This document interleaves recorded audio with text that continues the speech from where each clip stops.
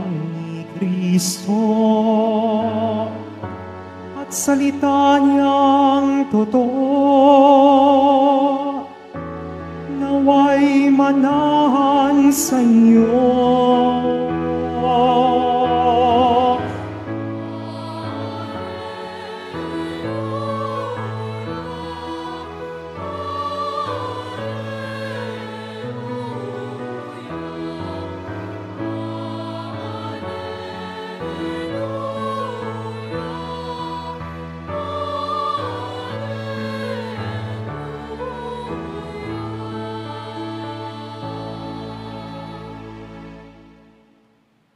Sumainyo ang Panginoon. At sumayo rin. Ang mabuting balita ng Panginoon ayon kay San Lucas. Papuri sa iyo, Panginoon. Noong panahong iyon, ang Panginoon ay humirang pa ng 72. Pinauna niya sila ng dala-dalawa sa bawat bayan at pook na patutunguhan niya.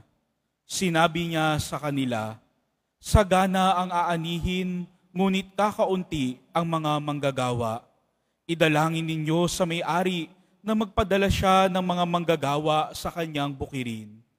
Humayo kayo, sinusugo kayong parang mga kordero sa gitna ng mga asong gubat.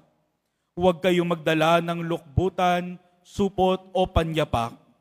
Huwag na kayong titigil sa daan upang makipagbatian kaninuman. Pagpasok ninyo sa alinmang bahay, sabihin muna ninyo, maghari nawa ang kapayapaan sa bahay na ito. Kung maibigin sa kapayapaan ang nakatira roon, sa kanila ang kapayapaan. Ngunit kung hindi sila magkakamit nito. Manatili kayo sa bahay na iyong tinutuluyan, kanin ninyo at inumin ang anumang idulot sa inyo, sapagkat ang manggagawa ay may karapatang tumanggap ng kanyang upa. Huwag kayong magpapalipat-lipat ng bahay. Kapag tinanggap kayo sa alinmang bayan, kanin ninyo ang anumang ihain sa inyo. Pagalingin ninyo ang mga may sakit doon at sabihin sa bayan na lalapit na ang paghahari ng Diyos sa inyo. Ngunit sa alinmang bayang hindi tumanggap sa inyo, lumabas kayo sa mga lansangan nito at sabihin ninyo, pati ang alikabok dito na dumikit sa aming mga paa ay ipinagpag namin bilang babala sa inyo. Ngunit pakantandaan ninyong malapit na sa inyo ang paghahari ng Diyos. Sinasabi ko sa inyo, sa araw ng paghuhukom ay higit na mabigat ang kaparusahan ng mga tao sa bayang yaon kaysa sa dinanas ng mga taga-Sodoma. Bumalik ng tuwang-tuwa ang 72. Panginoon, sabi nila, kahit po ang mga demonyo ay sumusunod kapag inutusan namin sa ngalan ninyo. Sumagot si Jesus, nakita ko ang pagkahulog ni Satanas mula sa langit parang kidlat. Binigyan ko kayo ng kapangyarihang tumapak sa mga ahas at mga alakdan at yumurak sa kapangyarihan ng kaaway. Walang makapipinsala sa inyo. Gayunman, magalak kayo, hindi dahil sa suko sa inyo ang masasamang espiritu, kundi dahil sa nakatala sa langit ang pangalan ninyo. Ang mabuting balita ng Panginoon. Pinupuri ka namin, Panginoong Hesukristo. Magsiupo ang lahat.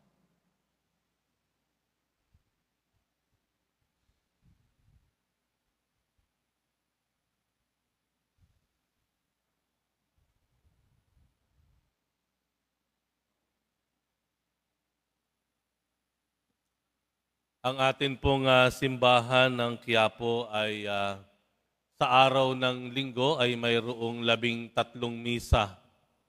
At pag-araw po ng Biyernes ay may 15 misa.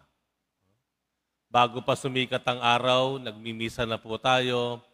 Kahit matapos na lumubog pa ang araw, nagmimisa pa rin po tayo. Sa makatwid, napakadami po ng gawain. Pero isang bagay po ang kumuha ng aking pansin, na kahit marami pong ginagawa dito sa simbahan ng Quiapo, sa mga misa, kakaunti lang din naman po kasi ang naglilingkod. Halimbawa na lamang po ay yung ating mga lay minister. Ayan. Mga nagsusubo po ng komunyon. Yung iba po ay malalayo pa ang lugar ng pinanggalingan, pero kailangan nilang dumalo ng misa ng ilang ulit, no, para tumulong sa pagbibigay ng komunyon. Nandun yung ating mga collector, nandyan yung ating mga altar servers, at marami pa. No? Kailangan nilang umulit-ulit ng misa dahil kung hindi sila dadalo sa mga misa, magkukulang yung maglilingkod sa ating simbahan, no? Lalo-lalo na sa mga misa. Kaya hindi na po nakagugulat yung sinabi ng Panginoon nang sinabi niya na sagana ang aanihin, ngunit kakaunti ang manggagawa. No? Kakaunti ang manggagawa. Bakit kaya? Marami namang mananampalatayang Katoliko. Bakit kakaunti lang ang nagsiserve? Well, maraming kadahilanan, kulang ang oras, maraming ginagawa. Yun naman po ay valid reason din naman po Pero yung Ebanghelyo ay nagsasabi sa atin kung ano minsan ang pinakamalalim o mas malalim na dahilan, kaya minsan hindi tayo makagawa ng tama o mabuti o sabihin na nating makapaglingkod sa Diyos. Una, may binanggit ang Panginoon sa kanyang mga alagad, sinusugo ko kayo bilang mga kordero sa gitna ng mababangis na hayop. Isang batang tupa, isinusugo kayo sa mababangis na hayop. Ano pa sabi doon ng Panginoon? Isinusugo ko kayo, huwag kayo magdadala ng kahit anong baon.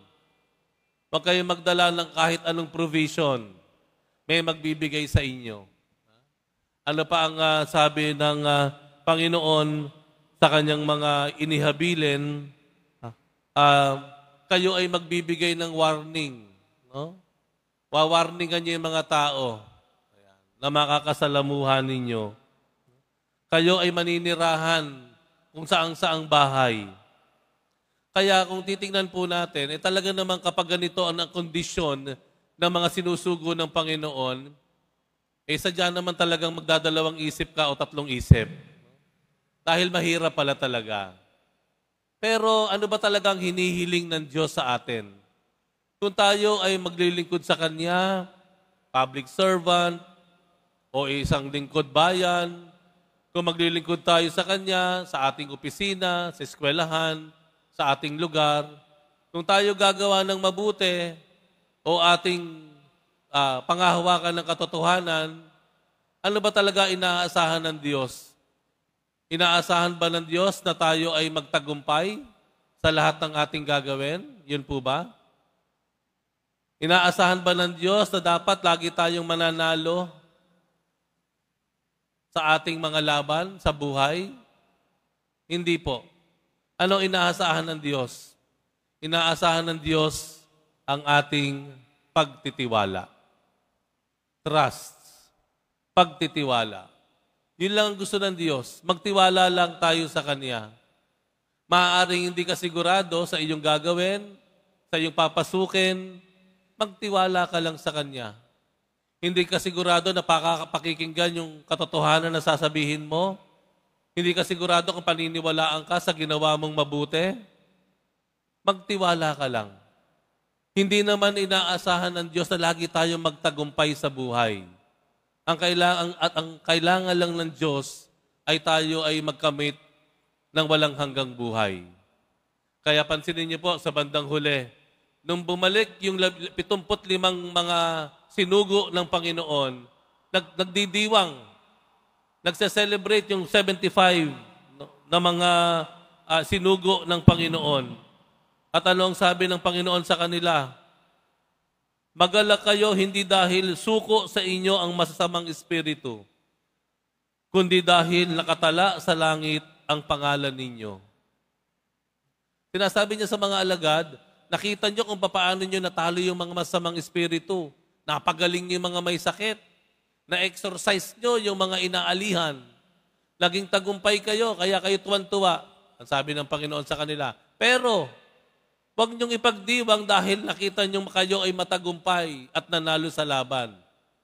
Magdiwang kayo dahil ligtas ang inyong kaluluwa. Nakatala ang inyong pangalan sa kalangitan. All the more, sinasabi ng Panginoon, hindi niya inaasahan na lagi tayong mananalo sa buhay. Pero kailangan tayo ay magkaroon ng buhay na walang hanggan sa pamamagitan ng ating pagtitiwala. Ang sabi ng Panginoon, hindi na inaasahan na tayo laging maging tagumpay. Pero ang ibibigay kasi ng Diyos ay walang hanggang buhay sa pamamagitan ng ating pagtitiwala. Naririto po si Nanay Nelsie. Nasaan po dito? Nandito ba? Ayan, Nanay. Ayan. Ito pong mga bisita po natin ay galing Portugal. Ano po? At maikwento ko lamang po ay noong 2023, nagkaroon po ng World Youth Day sa Portugal. Ilang daang kabataan po ang ating tinulungan para makakuha ng visa at makadalo sa World Youth Day dyan sa Portugal.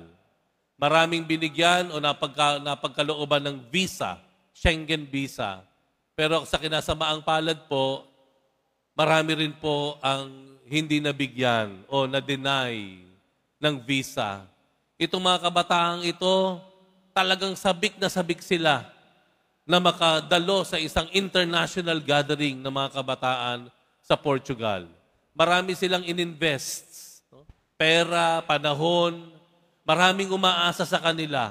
At marami silang mga planong mangyayari at panaginip kung ano mangyayari sa Portugal.